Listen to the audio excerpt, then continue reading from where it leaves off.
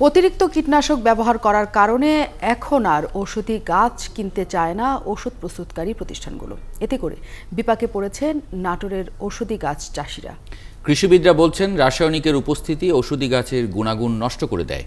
এই পরিস্থিতিতে ঔষধি গাছে জৈব প্রযুক্তি ব্যবহারের পরামর্শ তাদের। ডলার মেহেদির প্রতিবেদন। নাটোরের খোলাবাড়িয়ার আকলিমা খাতুন ২০০৪ সাল থেকে ঔষধি গাছের চাষ করছেন। এতেই চলছিল তার সংসার।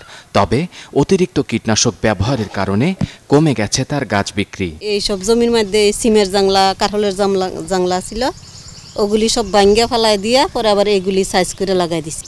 একই এলাকায় কেবল ঔষধি গাছের একটি নার্সারি গড়ে তুলেছেন মিজান শেখ।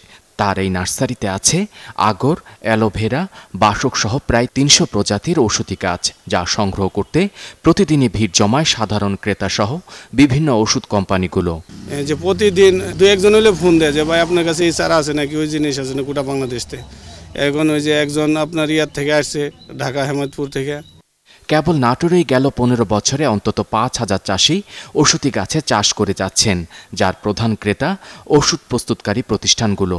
কিন্তু গেল ২ বছরে কমে গেছে গাছের বিক্রি, কারণ অতিরিক্ত কীটনাশকের ব্যবহার। তাই চাষিদের জৈব প্রযুক্তির সাথে পরিচয় করিয়ে দিচ্ছে পিকেএসএফ এর মতো প্রতিষ্ঠান। যে প্রশিক্ষণের আওতায় তারা শিখতে পারছে কিভাবে এইটা কীটনাশক ব্যবহার না করে, জৈব বালাইনাশক ব্যবহার করে, কেমিক্যাল সার ব্যবহার না করে জৈব সার ব্যবহার করে কিভাবে উৎপাদন করা যায়।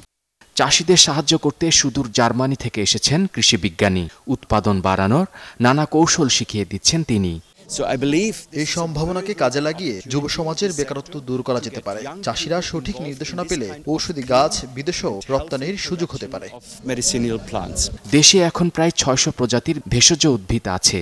এর মধ্যে প্রায় ১০০ ধরনের উদ্ভিদ থেকে তৈরি হয় জীবন বাঁচানোর জরুরি নানা ওষুধ। হঠাৎ করেই ছোট হতে থাকে ঔষধি গাছের বাজার। গবেষণা বলছে, অতিরিক্ত কীটনাশক ব্যবহারে আগ্রহ কমেছে ওষুধ প্রস্তুতকারক প্রতিষ্ঠানের। এখন জৈব সার ব্যবহারে সেই হারানো অতীত ফিরে পাবার চেষ্টা করছে কৃষকরা। ডলার মেহেদি, ৭১, খোলাবাড়িয়া, নাটোর।